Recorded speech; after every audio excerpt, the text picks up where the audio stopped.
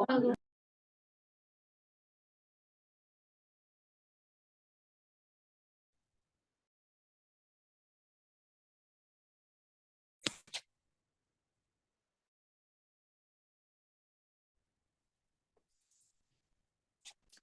Halo, selamat sore semuanya. Suara saya jelas? Sore, jelas Pak. Jelas Bapak. Jelas Pak. Kita mulai ya. Assalamualaikum warahmatullahi wabarakatuh.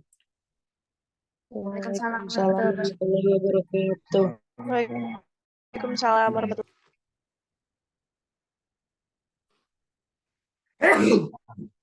Oke. Berarti kita tinggal pertemuan sekarang dan pertemuan ke-7 ya, yang terakhir sebelum kita TS. Kemarin kan kita sudah kita bahas ya, kalau pertemuan-pertemuan selanjutnya kita akan membahas tentang investasi atau investing, khususnya manajemen nih. Kalian sudah tahu di manajemen kalau akan diadakan seminar investasi?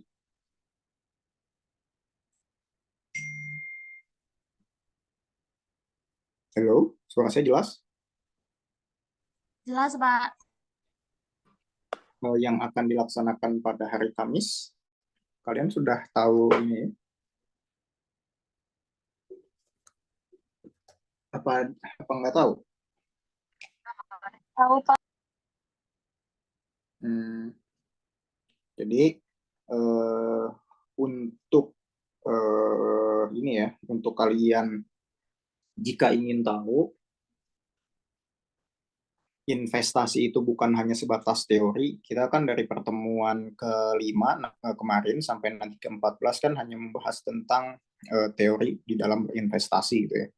Nah, jika kalian ingin tahu bagaimana praktiknya investasi, khususnya di dalam investasi saham ya, atau reksadana, nanti dibahas di seminar investasi atau biasa disebutnya sekolah pasar modal atau SPM biasanya. Nah, kebetulan kan untuk prodi manajemen yang mengampu mata kuliah manajemen keuangan kan bukan hanya saya ya. Di sana ada Bu Ana dan dosen lain. Jadi mungkin di antara teman-teman kalian yang angkatan MN22 ya, ada yang memang diarahkan untuk mengikuti sekolah pasar modal tersebut, gitu ya. Nah, di mata kuliah saya hanya menghimbau bagi kalian jika ingin tahu lebih dalam tentang mengenai investasi khususnya reksadana saham, gitu ya, silakan kalian mengikuti, gitu ya. Nah, minggu kemarin kan kita membahas investasi hanya masih sebatas penilaian profitabilitas investasi, gitu ya. Nah, sekarang kita akan membahas bagaimana risiko di dalam berinvestasi atau dalam investasi. Minggu kemarin kan kita tidak membahas risiko di dalam berinvestasi. Kita hanya menghitung bagaimana cara menilai profitabilitas di dalam investasi, gitu ya. Nah, setiap investasi pasti memiliki risiko di dalamnya. Gitu ya. Saya ingin tahu dulu, risiko itu apa sih? Risiko itu apa? Ada yang tahu?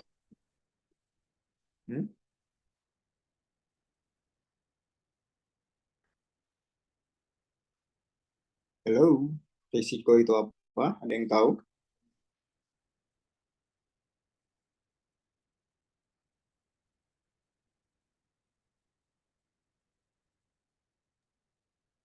Konsekuensi. Apa? Risiko itu apa? Konsekuensi.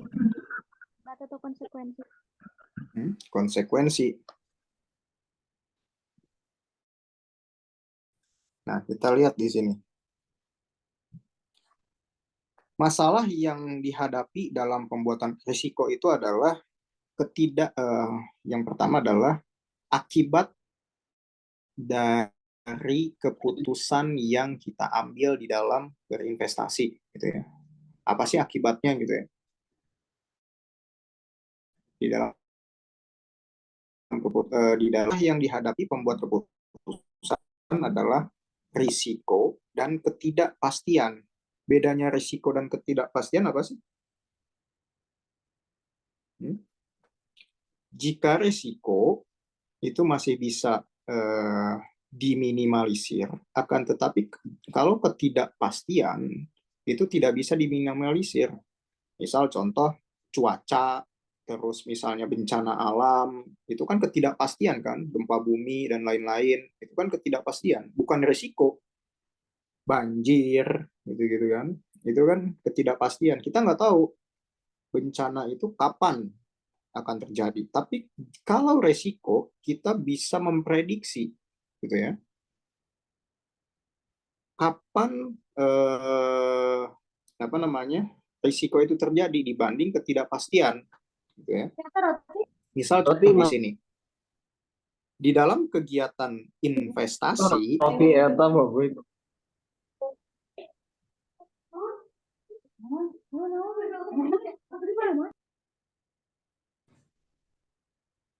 di dalam kegiatan investasi kita jangan dulu memperhitungkan estimasi hasil atau hasilnya apa, gitu ya.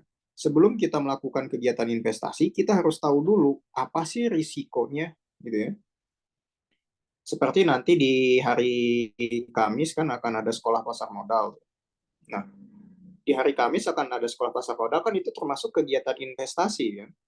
Tapi sebelum kalian mengikuti itu, kalian harus tahu dulu apa risikonya di dalam berinvestasi, khususnya saham misalnya.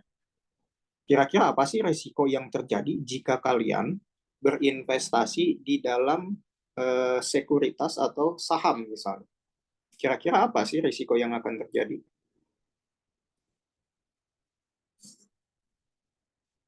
Kalian tahu saham? Tahu, Pak. Nah, kalau kalian berinvestasi saham, kira-kira apa yang akan terjadi? Risikonya. Kebangkrutan. Bangkrutan apa? Siapa yang bangkrutnya?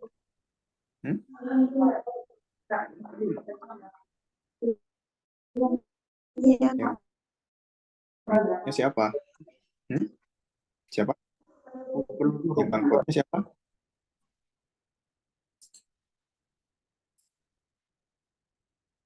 Nah, yang akan bangkrutnya misalnya si perusahaannya gitu ya. Misalnya kita membeli saham Astra misalnya. Risiko yang kita hadapi jika kita membeli saham Astra misalnya apabila perusahaan Astra tersebut bangkrut gitu ya. Nah, kalau bangkrut gimana?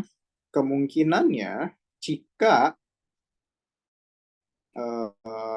aset-asetnya jika dilikuidasi untuk membayar hutang dan lain-lain setelah dinyatakan pailit atau bangkrut gitu ya, saham ke para pemegang sahamnya, ya berarti uang kita akan hilang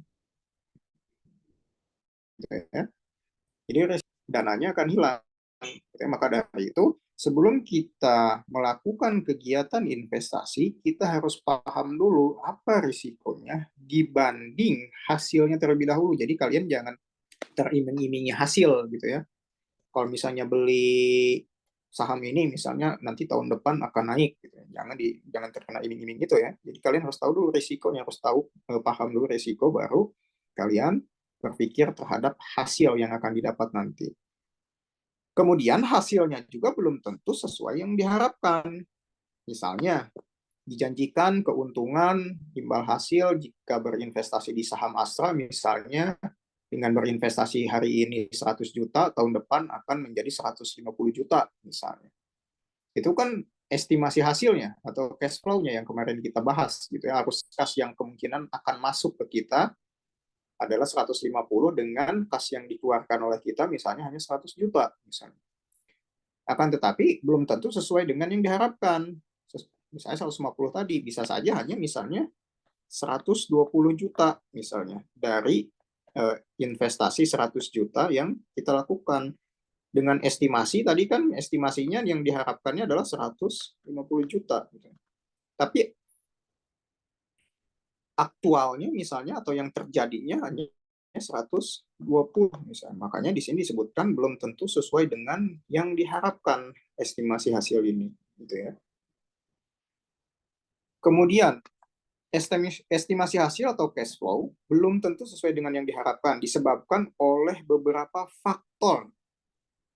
Nah, apa saja? Yang pertama faktor yang dapat diramalkan, kemudian yang kedua adalah faktor yang tidak dapat diramalkan. Kalau faktor yang dapat diramalkan tadi disebutnya adalah risiko, kemudian faktor yang tidak dapat diramalkan disebutnya adalah ketidakpastian. Ya. Nah, apa sih yang dimaksud dengan risiko? Gitu ya. Risiko itu ada jika pembuat keputusan perencana proyek misalnya ya, atau atasan kalian, atau top manajemennya misalnya, mampu mengestimasi kemungkinan-kemungkinan atau probabilitas yang berhubungan dengan berbagai variasi hasil yang akan diterima selama investasi sehingga dapat disusun distribusi probabilitasnya. Jadi kemungkinan terjadi risiko tersebut tuh berapa persen sih? Atau seberapa besar sih? Misalnya kalian membangun pabrik atau membangun gudang di pinggir sungai misalnya. Pasti dong ada risiko jika di musim hujan misalnya kemungkinan pabrik kalian atau gudang kalian misalnya terkena banjir gitu ya. Kalian harus paham itu gitu ya. Kalau misalnya membuat gudang atau pabrik di pinggir sungai.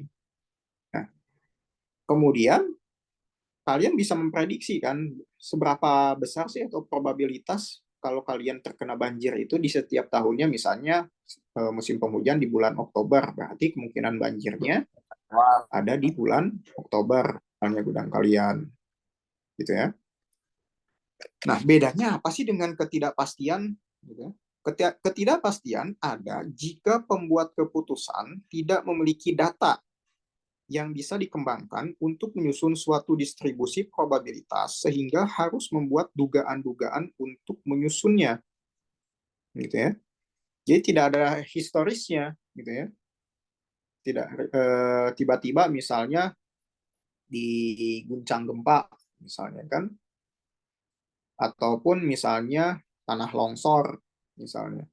Itu kan nggak ada data historis yang betul-betul bisa memprediksi hal tersebut, gitu ya. Makanya disebutnya adalah ketidakpastian.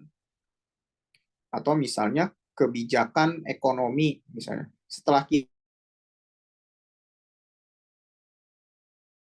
kita berkebijakan ekonomi, kebijakan pendidikan dan lain-lainnya, apakah akan tetap sama dengan presiden sebelumnya gitu? Kita kan nggak tahu, gitu ya. Itu yang dinamakan ketidakpastian. Jadi tidak di bawah kendali kita gitu ya, ketidakpastian itu.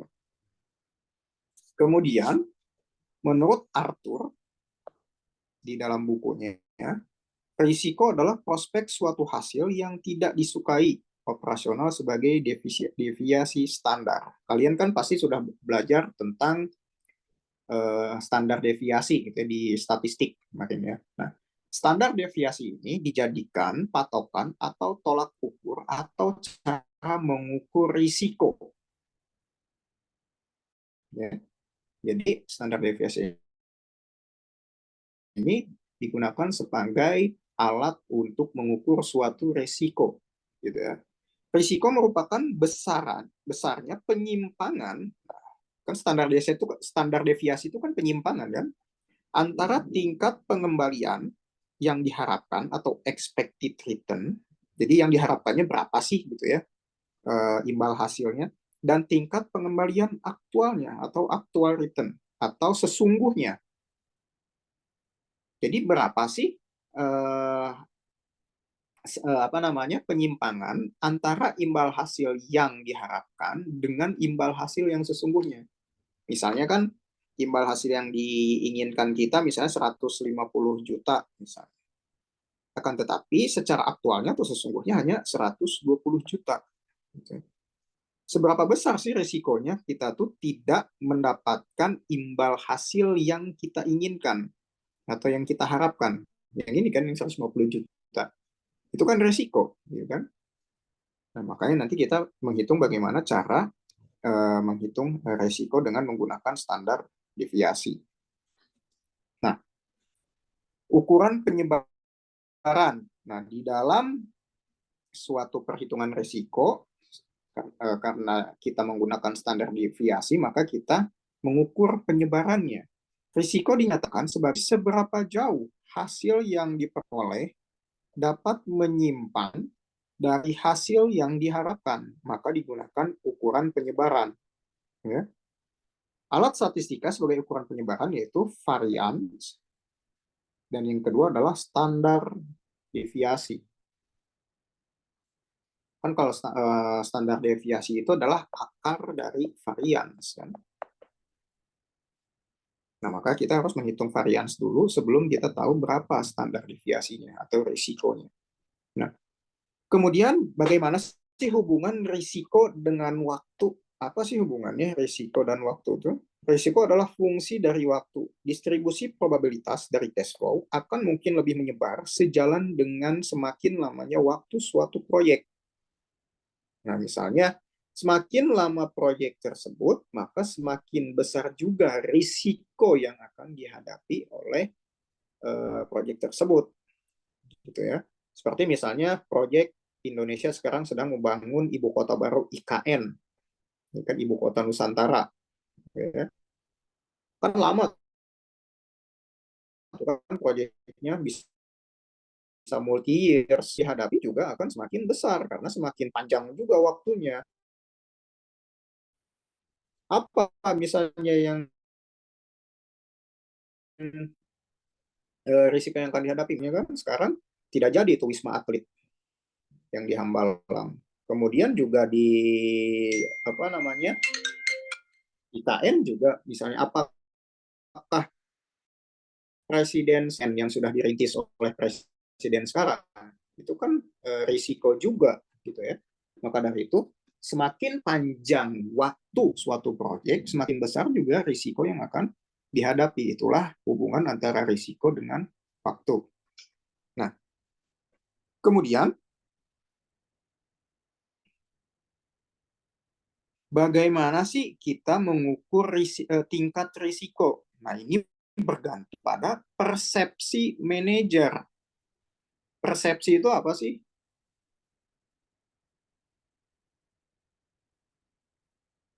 Halo, persepsi itu apa? Hmm? Persepsi itu sudut pandang. Bagaimana sudut pandang seorang manajer menghadapi tingkat risiko yang akan dihadapi. Nah, misalnya di sini berapa besar perubahan cash flow terjadi selama usia proyek dan harapan terhadap hasilnya. Maka bagaimana standar deviasi yang disebut dengan risiko di sini dan expected return atau imbal hasil yang diinginkan. Nah, apa hubungannya? Nah, kita bahas di sini. Di sini, semakin lama usia investasi, semakin besar kemungkinan penyimpangan atas return yang diharapkan.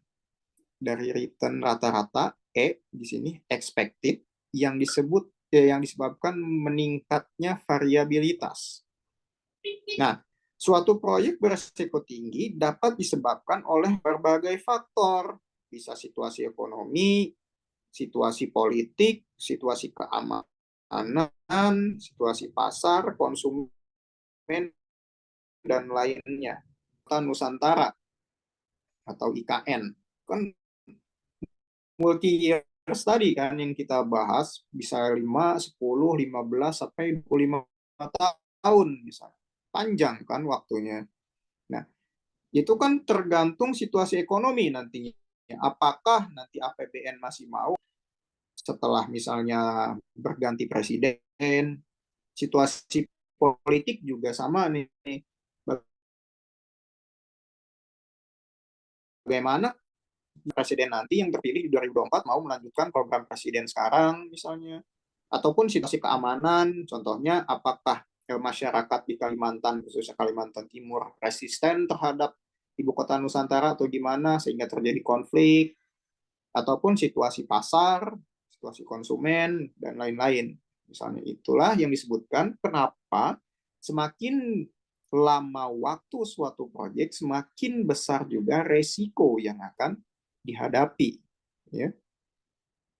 Nah, kemudian untuk meminimalisir resiko tersebut, nah, hendaknya kita melakukan diversifikasi risiko. Ya kan? Apa sih diversifikasi risiko itu? Melakukan diversifikasi investasi pada berbagai jenis, misalnya kalau saham ya, nanti kan hari Kamis kalian khususnya yang prodi manajemen akan ada sekolah pasar modal, misalnya kan.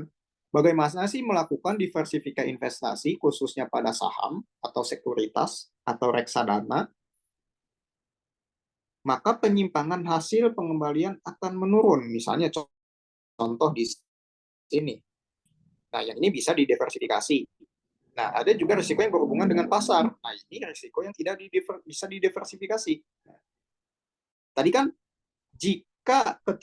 jika misalnya expected return itu dipengaruhi oleh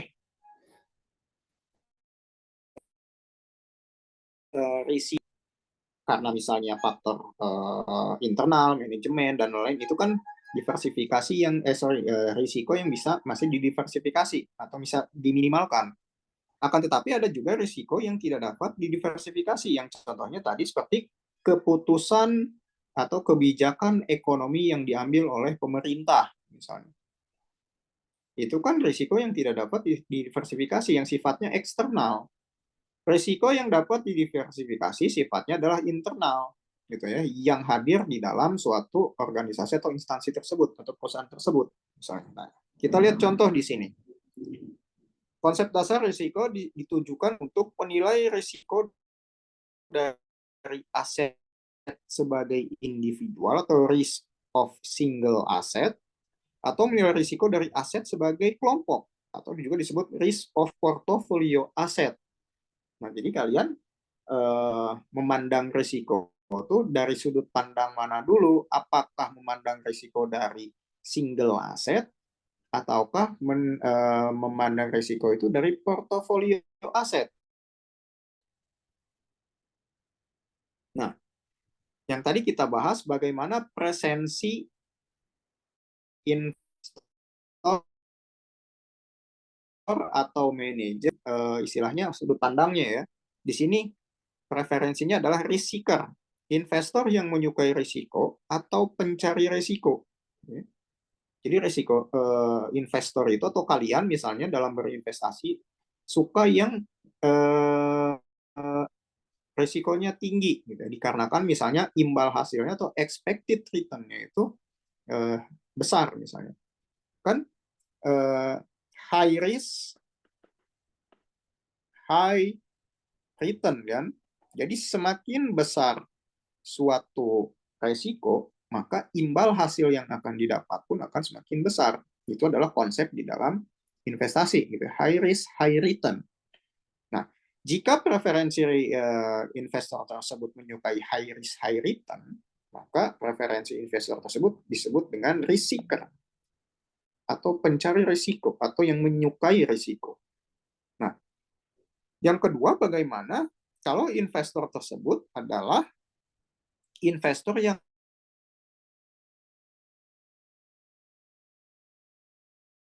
netral terhadap risiko. Gitu ya. Atau disebut juga dengan risk netral. Jadi tidak terlalu suka risiko dan tidak juga berambisi mendalam gitu. Nggak suka risiko tapi juga nggak suka juga terhadap juga di tengah-tengah misalnya. Nah, ini adalah tipe investor yang cari aman gitu ya. Lalu juga yang ketiga ada yang namanya risk averter. Nah, bagaimana preferensi investor risk averter ini? Yaitu investor yang tidak menyukai risiko atau menghindari risiko. Gitu ya. Jadi kalau kalian misalnya nggak mau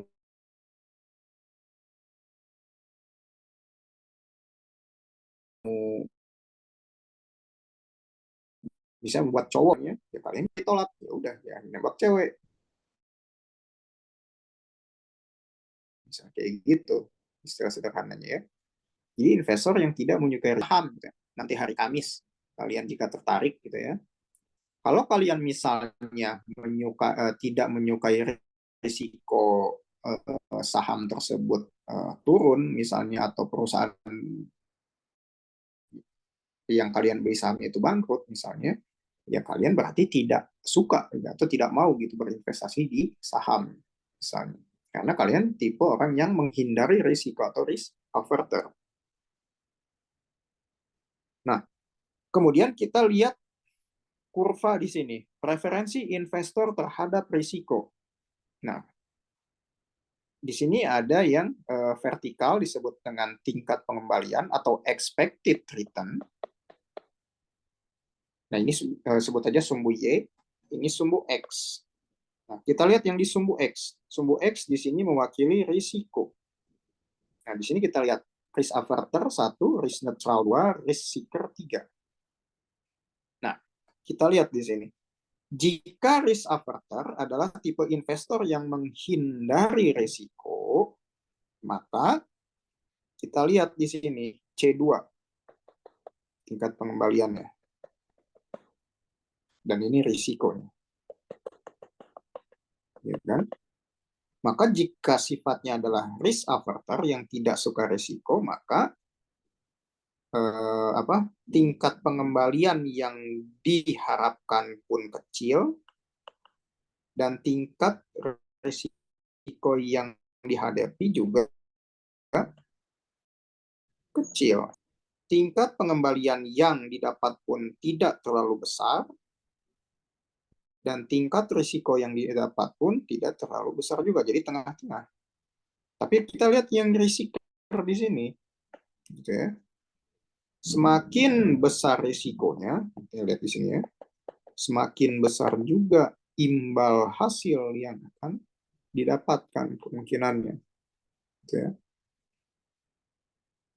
Nah, di dalam konteks portofolio, risiko dalam portofolio dibedakan menjadi dua. Yang pertama adalah risiko sistematis dan risiko tidak sistematis. Nah, risiko sistematis itu apa sih?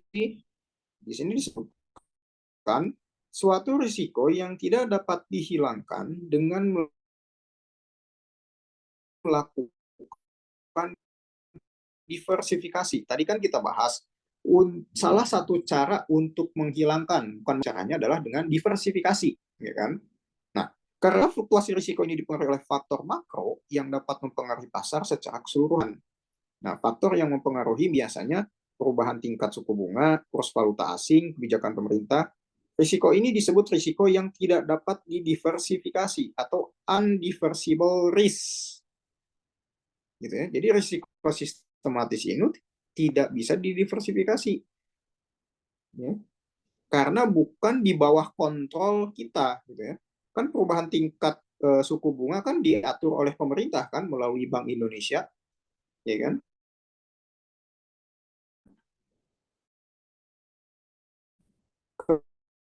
Kemudian kita, ya kan?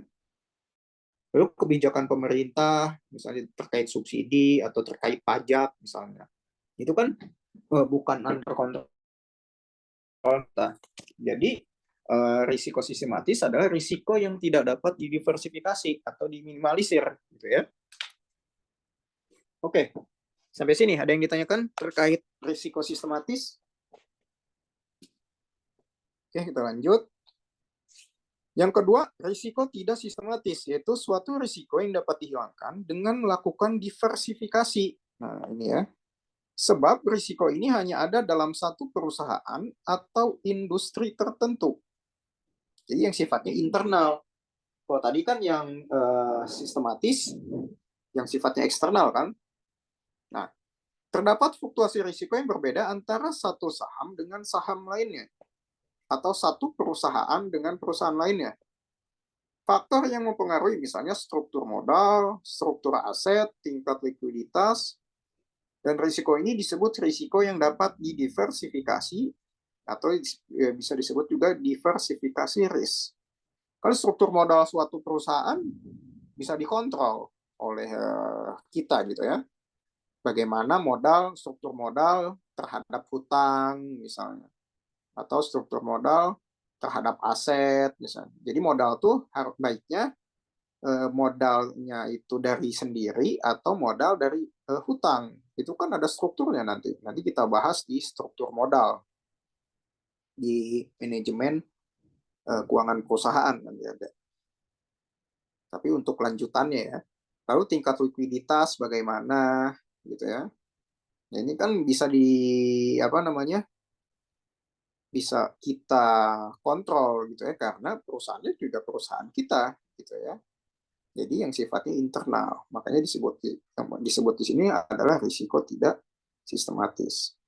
Nah, kita lihat kurva di sini, risiko tidak sistematis, yaitu dari risiko total. Di sini risiko portofolio, di sumbu Y-nya, di sumbu X-nya kita lihat jumlah saham dalam portofolio. Nah, jika risiko sistematis, adanya di sini nih, ya kan? Risiko sistematis hanya garis lurus gini aja. Karena memang sifatnya yang tidak bisa diubah, gitu ya. Tapi kalau risiko tidak sistematis, yaitu sifatnya kan bisa diubah atau bisa didiversifikasi. Makanya kan melengkung gini kan. Di sini risiko portofolionya terhadap jumlah saham portofolio, gitu ya.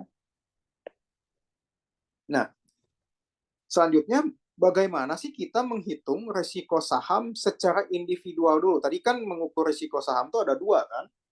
Ada secara individu, ada secara portofolio, ya kan? Nah, bagaimana jika menghitung risiko saham secara individu terlebih dahulu? Nah, di sini kan ada rumusannya nih, ada formulasinya.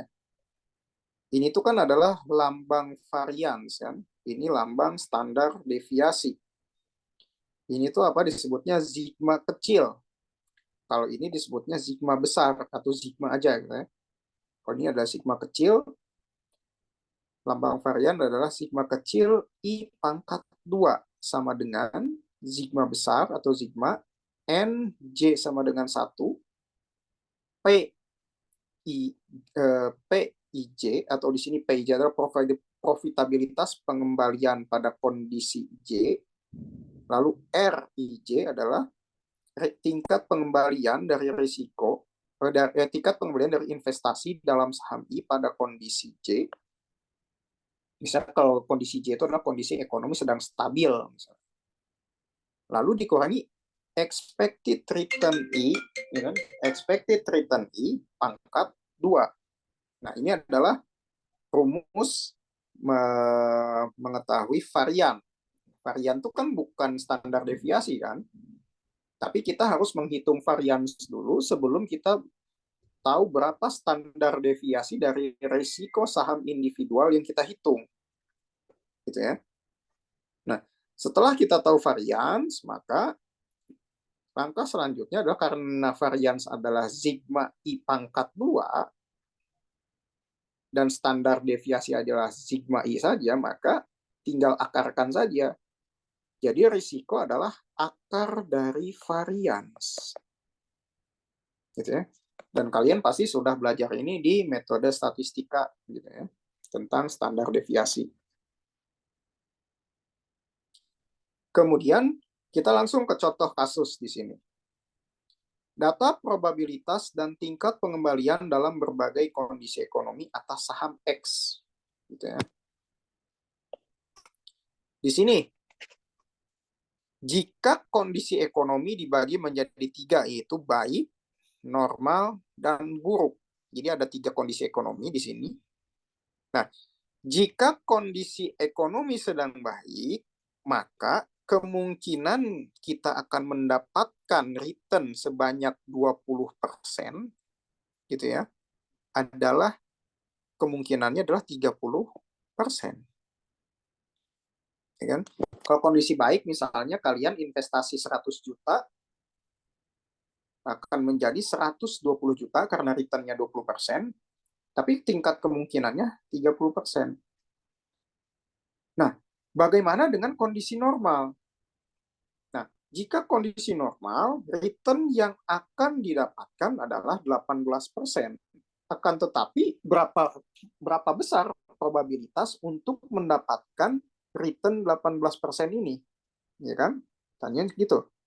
Nah, di sini, jika kondisi ekonomi normal, 40% kita akan mendapatkan return sebanyak 18%. Tapi bagaimana jika kondisi sedang buruk? Nah, kalau kondisi ekonomi sedang buruk, kita hanya bisa mendapatkan return sebesar 15%. Nah, kemungkinan untuk mendapatkan return 15% ini berapa sih probabilitasnya? Oh, probabilitasnya hanya 30%. Inilah probabilitas kondisi ekonomi terhadap return yang akan didapat dari saham X. Nah, sebetulnya berapa sih risiko saham X jika probabilitas di kondisi ekonominya seperti ini terhadap return? Gitu ya. Tadi kan kita sudah bahas, jika di dalam suatu perusahaan terjadi risiko, alat untuk mengukurnya atau cara menghitungnya adalah dengan menggunakan standar deviasi. Dan standar deviasi kita diketahui setelah kita menghitung varians, ya kan? Nah, langkah pertama kita harus tahu dulu di sini expected return-nya berapa sih, atau imbal hasilnya berapa sih sebetulnya dari kondisi ekonomi yang akan dihadapi nanti, gitu ya. Kan tadi kondisi ekonomi yang akan dihadapi ada 3 macam kan?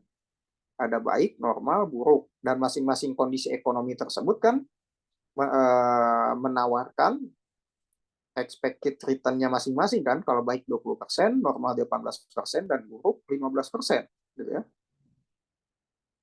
Nah, jika kita ingin tahu berapa expected return-nya, expected return kan diketahui dari rata-rata return, ya kan, yang akan dihasilkan, gitu ya. Ya, di sini expected return cara mengetahuinya adalah 30% dikali 20% ditambah 40% dikali 18% ditambah 30% dikali 15%. Nah, 30% itu tadi apa sih? Jika kondisi ekonomi sedang baik, probabilitasnya 30, maka akan menghasilkan return sebanyak 20%. Tinggal dikalikan di sini. 30% dikali 20%. Nah, jangan 30 kali 20. Alangkah baiknya kita desimalkan terlebih dahulu. Gitu ya, misalnya 0,3 dikali 0,2. Atau boleh juga 30 kali 20, misalnya sebanyak 600. Akan tetapi dibaginya nanti akan susah. Makanya kita desimalkan saja terlebih dahulu. Misalnya 0,3 dikali 0,2, misalnya 0,006, gitu ya. Sini. Nah, lalu di sini 40% dikali 18, 0,4 dikali 0,18. Hasilnya berapa? 0,4 dikali 0,18. Hasilnya berapa coba?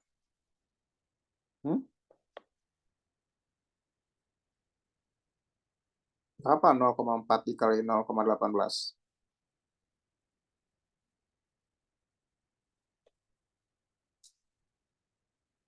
0,072. 0,072. Kalau 0,3 dikali 0,2 tadi berapa? 0,2 berapa tadi? 0,06. 06. Iya kan? kalau misalnya 30 dikali 15%, ini kan 0,3 dikali 0,15. Hasilnya berapa? 0,045. 45. Totalkan. 2 tambah 5, 2 tambah 0 tambah 5 hasilnya 7. Bawah 1, 8. 1 tambah 7, 8. Tambah 6, 14.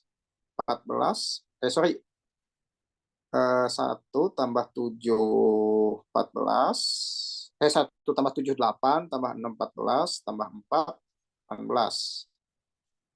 Ya. Di sini bawa lagi 1. Ini 0. Nah, kok ini jadi 17,7? Kira-kira kenapa nih? Apakah saya salah hitung?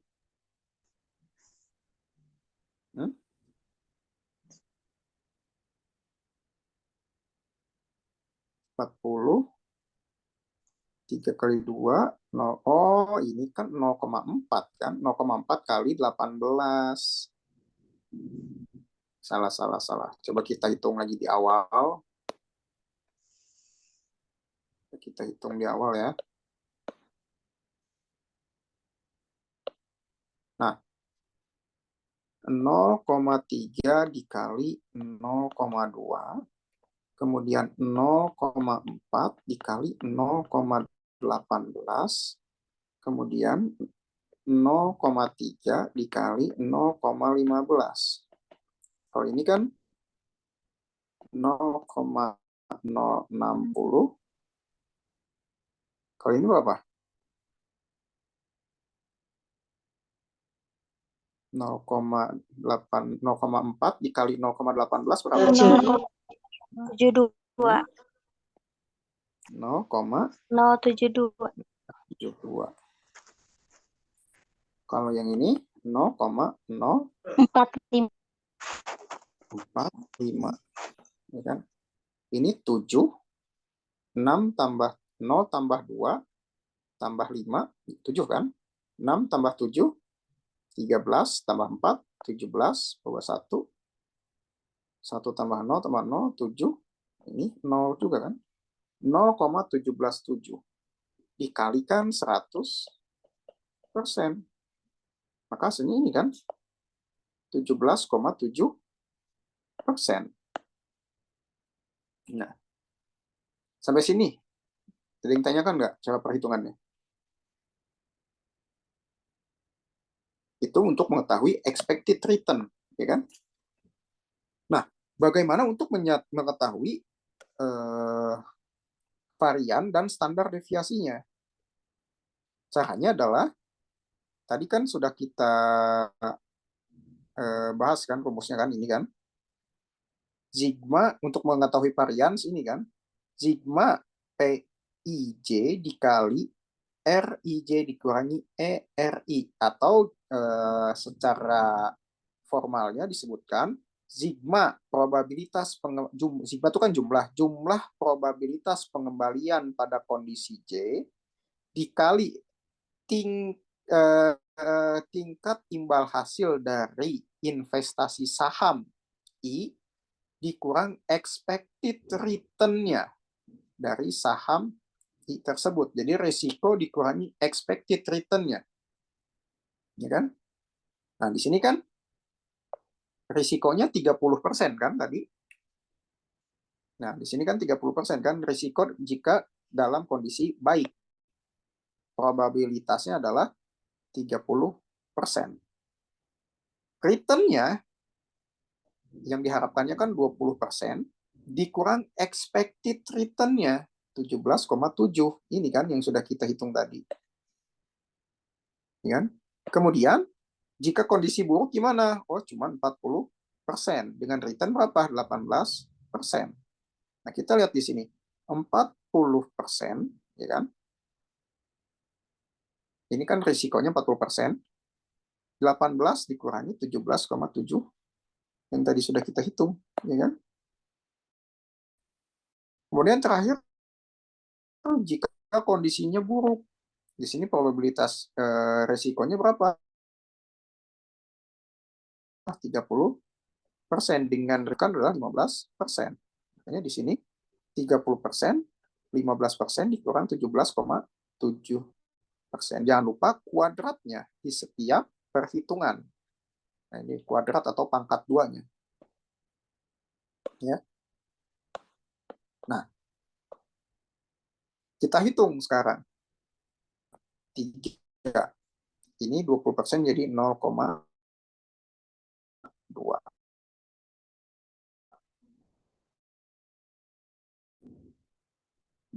11,7 dulu berapa nih kira-kira? 0,23 kan? Kita hitung aja di sini. Jadi 0,23. Halo. 20 dikurang 20% dikurang 17,7% berapa? 2,3% kan? Didesimalkan jadi 0,023. Iya kan? Ya, Pak. Kemudian dikuadratkan. Nah, 0,023 ini dikuadratkan. Setelah dikuadratkan baru dikali ini. Coba kalian pakai kalkulator. Berapa 0,023 kuadrat?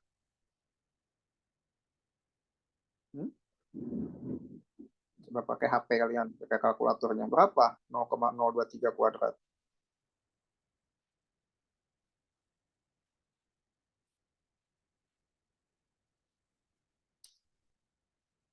Atau 2,3 kuadrat dulu berapa? Terserah mau 0,023 kuadrat, mau yang ini, yang mana? Terserah. Coba kalian pakai kalkulator ya.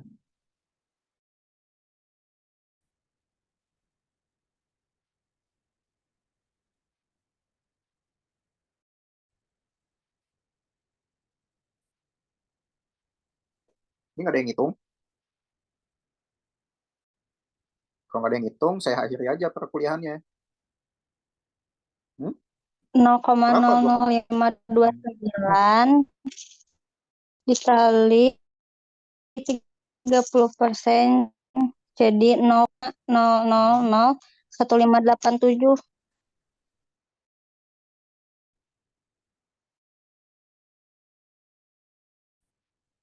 Coba lanjut gimana?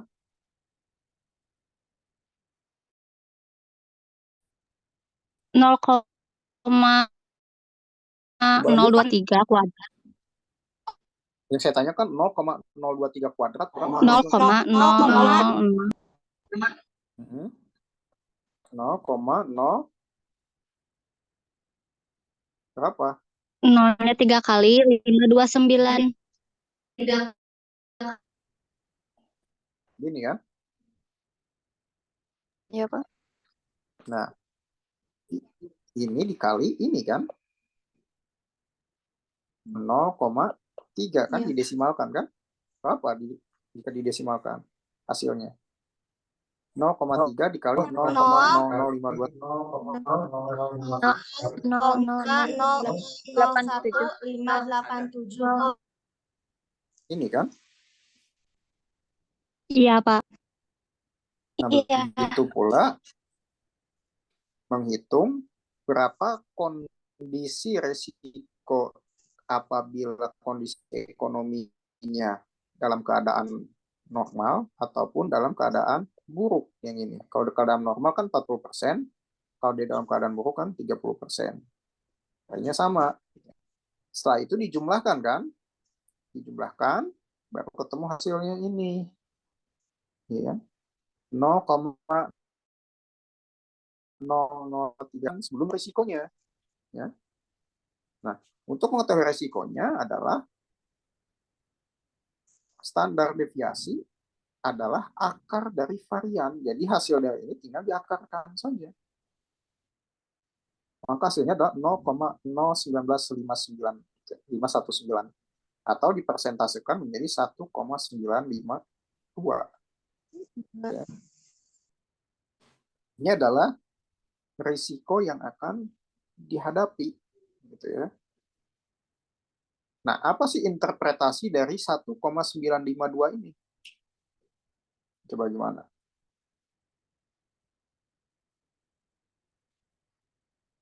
dari kemungkinan Rp1 yang akan kita dapatkan, ada kemungkinan 1,952% kemungkinan kita gagalnya, gitu ya. Jadi di setiap investasi tadi pasti ada risikonya.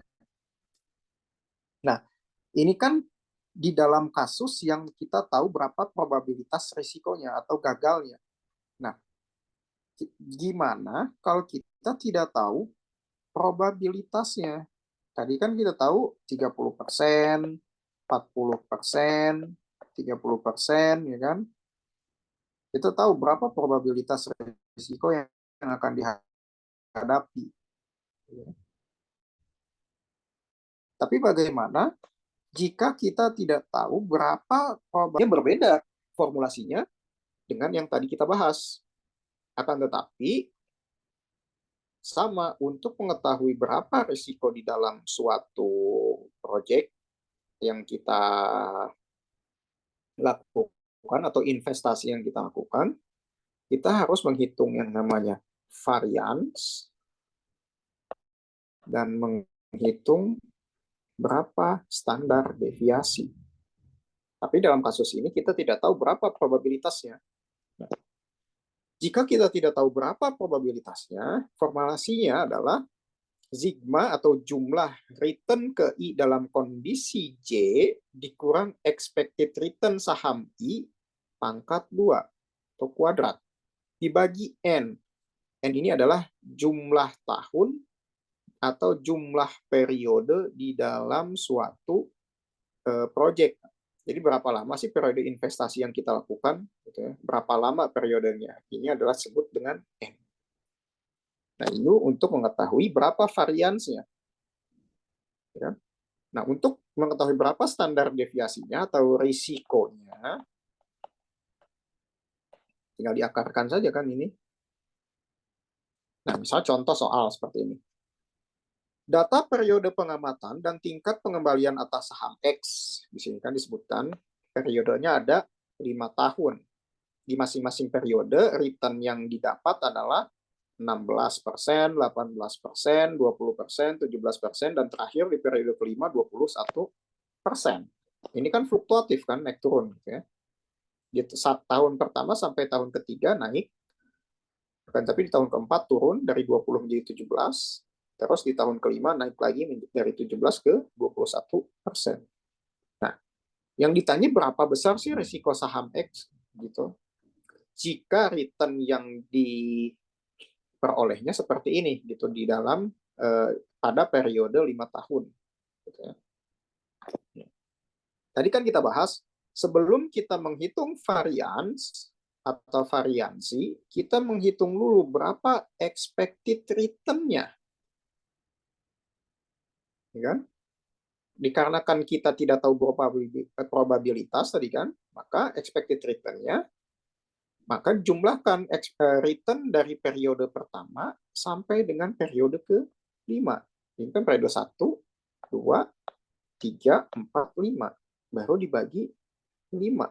Ini kan jumlah periodenya atau jumlah N-nya. Maka expected return-nya adalah 18,4%. Nah, jadi kita jumlahkan dulu 16 tambah 18 tambah 20 tambah 17 tambah 21. Berapa nih? 16 tambah 18 berapa? 16 tambah 18. 92. Totalnya 92. 92 dibagi 5. Hasilnya ini kan 18,4%. Nah, setelah kita tahu berapa expected return-nya, kita menghitung berapa variansnya. Varians kan tadi di dalam rumus adalah risiko yang dihadapi dikurangi return atau dikurangi expected return-nya. Nah, di setiap periode kan tadi jumlah return-nya macam-macam kan. Ada di periode pertama 16, 18, 20, 17, dan 21 di periode terakhir. Maka tinggal dikurang 16%, dikurang 18,4% expected return yang sudah kita cari tadi hasilnya. Maka return tahun pertama dikurangi expected return. Lalu return tahun kedua dikurangi expected return. Jangan lupa kuadratnya. Kemudian return tahun ketiga dikurangi expected return. Lalu return tahun keempat dikurangi expected return. Ditambah return tahun kelima dikurangi expected return kuadrat baru dibagi 5. Nah, di sini kan 16% dikurang 18,4%. Hasilnya berapa? Yang ini. 16% dikurang 18,4%. Kuadratkan. Hasilnya berapa? 16% dulu dikurang 18,4. Hasilnya berapa?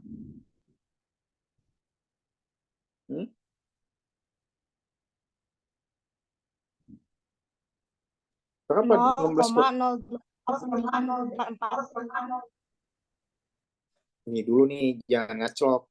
16 dikurang 18,4 berapa? Minus berapa? Minus 2,4. Minus 2,4 kuadrat. Minus 2,4 kuadrat berapa? Min kali min hasilnya apa? Plus kan? Minus. Jadi 2,4 kuadrat hasilnya berapa? 4,8. 4,8. Itu mah 0,24 kali 2. Min 2,4 kuadrat. Ya? 5,76. 5, 7, 6. 5,76. Ya kan? Dibagi 1000. Gitu ya. Hasilnya ini. Gitu ya. Atau yang sebaiknya kita tuh ngitungnya gini, 0,16 didesimalkan dulu dikurang 0,184. Hasilnya adalah 0, sorry di sini minus 0,024 baru dikuadratkan. Nah, kalau dikuadratkan berarti minusnya jadi plus kan? Jadi 0,024 kuadrat hasilnya ini 0,00576 gitu ya. Begitu pula mengetahui berapa namanya return atau risiko yang terjadi di periode kedua, ketiga, keempat, dan terakhir di 5. Ini kan tadi kita sudah membahas bagaimana cara menghitung di periode yang pertama. Setelah kita tahu kelima periode tersebut, ini kan 1, 2, 3, 4, 5. Maka dibagi dengan jumlah periodenya. Ya kan? Nah, kita tambahkan. Hasilnya adalah 0,00172. Jadi maka varians yang didapat adalah 0,00344. Kita hanya baru tahu berapa variansnya. Kita belum tahu berapa standar deviasinya. Standar deviasi kan merefleksikan berapa tingkat resiko yang dihadapi. Ya. Karena kita sudah tahu variansnya, maka tinggal diakarkan saja ini. 0,00344 akarnya adalah 0,0185 atau 1,85%. Berarti investasi di saham X tadi mempunyai risiko sebesar 1,85%. Gitu ya. Nah, tadi adalah bagaimana kita cara menghitung risiko individual atau single aset. Nah, bagaimana kalau kita menghitung portofolio aset atau risk portofolio? Ya kan? Risiko portofolio dapat dihitung dengan rumus varian dan standar deviasi. Sama ya tadi, mau kita menghitung risiko portofolio maupun risiko individual.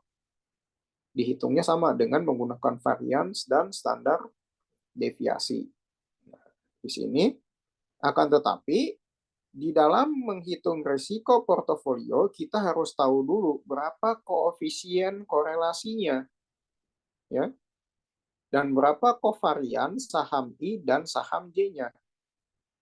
Kita hanya membahas bagaimana risiko portofolio yang terjadi di dalam dua aset.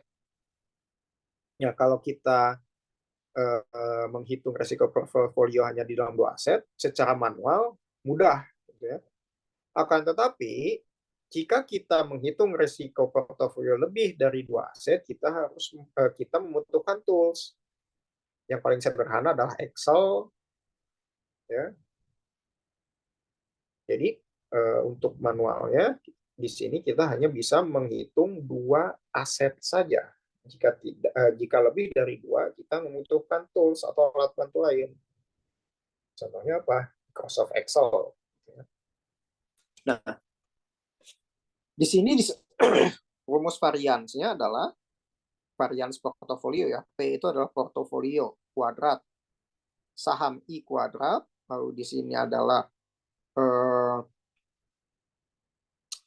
risikonya kuadrat ditambah return kuadrat ditambah risiko kuadrat ditambah 2 dikali koefisien korelasi. Lalu setelah kita ketahui berapa variansnya, diakarkan, baru kita ketahui berapa standar deviasinya. Nah, tadi kan syarat untuk kita mengetahui risiko portofolio, kita harus tahu dulu berapa korelasinya dan berapa juga kovariannya. Ya. Nah, cara untuk mengetahui berapa korelasi adalah kita harus mengetahui berapa kovarian saham A dan saham B dibagi risiko saham A dikali saham B. Maka kita tahu berapa kovarian A dan B. Rho ini adalah lambang dari korelasi. Ini bukan P ya, tapi Rho disebutnya. Rho saham A atau korelasi saham A dan B dikali varian saham A, standar deviasi atau risiko saham A dikali standar deviasi atau risiko saham B. Maka rumus akhirnya adalah sigma kovarian I dikali return A dikurangi expected return saham A dikali return saham B dikurangi expected return saham B. Itu cara untuk mengetahui kovarian. Nah, misal contoh di sini. Data saham A dan saham B. Tadi kan kalau di single saham atau di single aset hanya ada satu kan, di sini ada dua.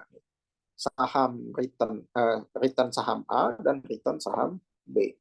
Di sini ada 4 periode. Nah, di sini di periode 1 saham B memiliki return 20%, di periode 2 memiliki return 15%. Di periode kedua return saham A memiliki jumlah 15%, return saham B di periode kedua memiliki jumlah 20%. Saham ketiga di periode ketiga return saham A memiliki jumlah 18%, return saham B memiliki jumlah 17%. Nah, terakhir di periode keempat return saham A memiliki jumlah 21% dan return saham B memiliki jumlah 12%.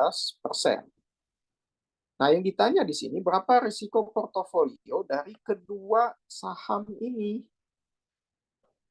Jadi kalau digabung, kalau kita berinvestasi secara langsung di kedua saham ini, berapa sih risiko yang akan kita hadapi? Gitu kan? Nah, cara penyelesaiannya adalah, kita lihat di sini.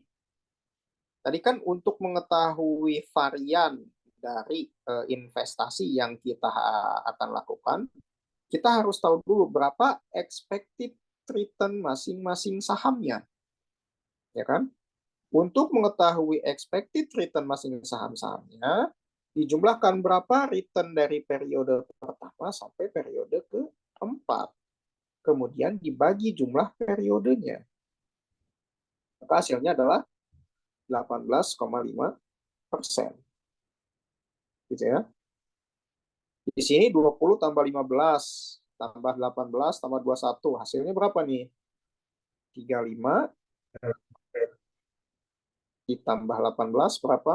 57 tambah berapa? 21. Berapa nih? 20 tambah 15 tambah 18 tambah 21. Berapa? 74. 74. Bentar. Kok hilang?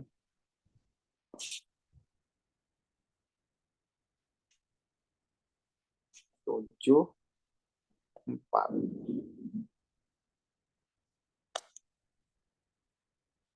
Kemudian 74 dibagi 4. Hasilnya adalah berapa? 18,5. 18,5. Ini ya. Nah, kemudian begitu pula cara menghitung expected return saham B. Gitu ya. Jadi nggak ada bedanya. Oke. Nah, kita hapus dulu bentar. Di sini, varian dari investasi. Nah, kita kan udah menghitung expected return. Kita langkah selanjutnya adalah menghitung variance. Varian adalah sigma kecil saham A pangkat 2. Ini kan. Di sini kan periode pertama return-nya adalah 20%. Dikurang expected return-nya pangkat 2. Begitu pula ini return di periode kedua yang ini dikurang expected return-nya berapa? Pangkat 2. Begitu seterusnya sampai periode keempat, pangkat 2 baru dibagi jumlah periodenya. Ya, baru di jumlah periode. Di sini 20% dikurang 18,5. 0,2 dikurang 0,185. Hasilnya berapa? 0,015 kuadrat. Misalnya ada kuadrat kan ini. Berapa?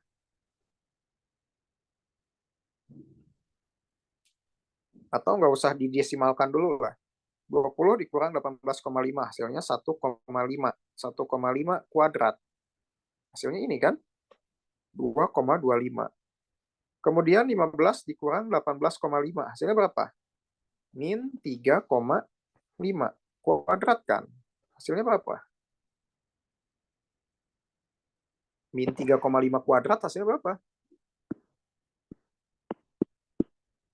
Berapa ini? Min 3,5 kuadrat. 12,25. Ini ya. Begitu pula selanjutnya 18 dikurangi 18,5 hasilnya 0,05 dikuadratkan hasilnya ini. 21 dikurangi 8,5 hasilnya 2,5 dikuadratkan hasilnya ini bagi 4. Maka variansnya untuk saham A adalah 5,25. Nah, begitu pula mencari berapa varians dari saham B. Caranya sama dengan mencari varian di saham A. Hasilnya di sini 4,187. Nah, di sini 5,25 untuk saham A. Saham B 4,187. Nah, kemudian setelah kita menghitung varians, kita akan menghitung berapa standar deviasi. Nah, dari masing-masing saham tadi, makanya di sini berapa risiko individualnya. Nah, kan standar deviasi adalah akar dari varian, ya kan? Nah, varian tadi kan di saham A 5,25 tinggal diakarkan saja, hasilnya 2,29. Di saham B juga udah kita hitung tadi 4,1875, hasilnya 2,05%. Nah, ini baru mengetahui risiko individualnya. Yang ditanyakan adalah risiko portofolionya kan, bukan risiko individual. Nah, sebelum kita mengetahui risiko portofolionya, kita harus tahu dulu berapa kovariannya. Setelah kita menghitung varian, standar deviasi, sekarang kita menghitung kovarian. Caranya gimana menghitung kovarian? Kovarian kan terhadap saham A dan saham B kan, cuma 2 tadi kan. Caranya adalah 20% dikurang 18,5 di periode pertama dulu ya. Di periode pertama, 2, 3, dan 4. 20% dari mana? Saham A kan, returnnya. Kemudian dikurang 18,5. Dari mana 18,5 ini? Dari sini kan. Nah, kita hapus dulu. Dari expected return saham A, yang ini kan. Nah, tinggal dikurang.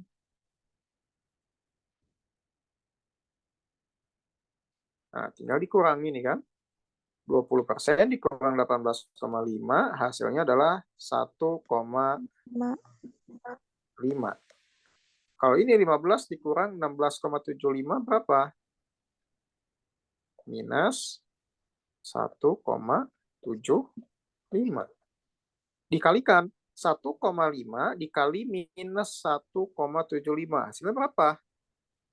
Min 2,2. Min 0,2625. Nah, begitu pula bagaimana cara mengetahui kovarian saham A dan B di periode 2, 3, dan 4. Caranya sama seperti kita mencari kovarian saham A dan B di periode pertama. Ya. Maka totalnya adalah 18,500%. Nah, setelah kita tahu berapa jumlahnya, dibagi berapa jumlah periode juga, maka kovarian saham A dan B adalah min 4,625%. Gitu ya. Kemudian, untuk setelah kita mengetahui kovarian, kita kan harus mengetahui di korelasinya. R ini adalah korelasi. Ya. Korelasi saham A dan B-nya berapa? Ya kan? Nah, untuk mengetahui korelasinya adalah kovarian dibagi standar deviasi saham A dan dikali standar deviasi saham B. Gitu ya.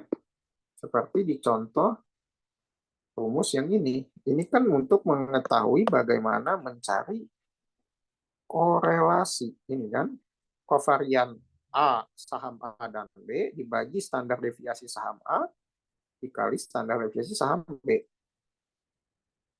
Kan? Ini. Jadi setelah kita mengetahui kovarian, kita cari berapa korelasinya. Kemudian hasilnya adalah min 4,625 yang dari sini dibagi 2,29. 2,29 ini kan, kita hapus dulu nih biar kelihatan. Nah, ini kan, pindahkan ke sini. Ini juga pindahkan ke sini dikali. Min 4,625 dibagi 2,29 dikali 2,05. Hasilnya adalah min 0,9852. Nah, bagaimana jika kita bagi dana yang akan diinvestasikan di saham A adalah 65% dan saham B adalah 35%. Nah, bagaimana kalau kita punya uang 100 juta nih, 65%-nya kita investasikan di saham A dan 35%-nya di saham B, atau 65 jutanya di saham A dan 35 jutanya di saham B. Gimana caranya? Nah, di sini kan probabilitasnya 0,65 dari sini kan didesimalkan jadi 0,65, asalnya jadi 65%. Pangkat ini tuh bukan kali 2 ya, tapi pangkat 2 gitu. Ini bukan kali 2 tapi pangkat 2. Ini juga sama pangkat 2. Ini juga pangkat 2. Ini juga pangkat 2 gitu ya.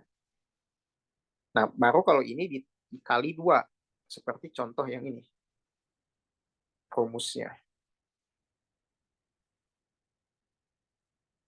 Nah, ini ya.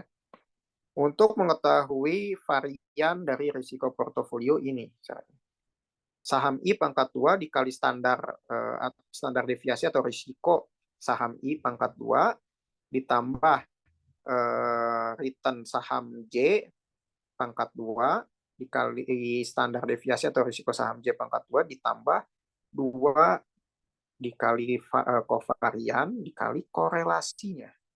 Itu kan udah kita bahas tadi. Nah, maka di sini hasilnya adalah 0,000256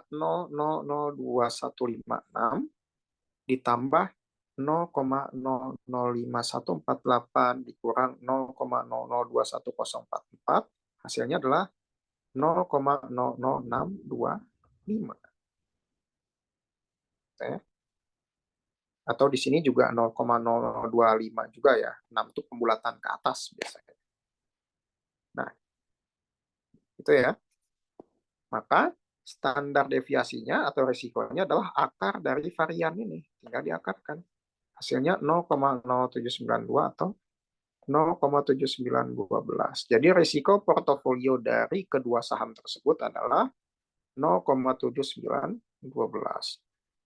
Nah, risiko individual yang dapat diperkecil dengan membentuk portofolio dengan koefisien korelasi kedua saham adalah negatif. Di sini diversifikasi adalah berinvestasi pada berbagai jenis saham dengan harapan jika terjadi penurunan, pengembalian satu saham akan ditutup oleh kenaikan pengembalian saham yang lain, gitu ya. Jadi misalnya kalau kita rugi di saham X, akan ditutup dengan keuntungan di saham Y, misalnya kayak gitu. Itulah yang dinamakan konsep diversifikasi. Bahwa risiko portofolio dipengaruhi oleh risiko masing-masing saham, proporsi dana yang diinvestasikan, kovarian atau koefisien korelasi antar saham di dalam portofolio, dan jumlah saham yang membentuk portofolio. Nah, yang tadi kita bahas kan jumlah sahamnya hanya 2. Bagaimana kalau komposisi sahamnya 4, 6, 10, 12? Nah, itu perlu alat bantu atau tools nanti untuk ini. Nah, beberapa jenis risiko investasi yaitu ada yang namanya risiko bisnis, risiko likuiditas, risiko tingkat bunga, dan lain-lain. Gitu ya. Itu adalah beberapa risiko yang ada di dalam investasi. Oke. Sampai sini ada yang ditanyakan teman-teman terkait sesi terakhir di hari ini?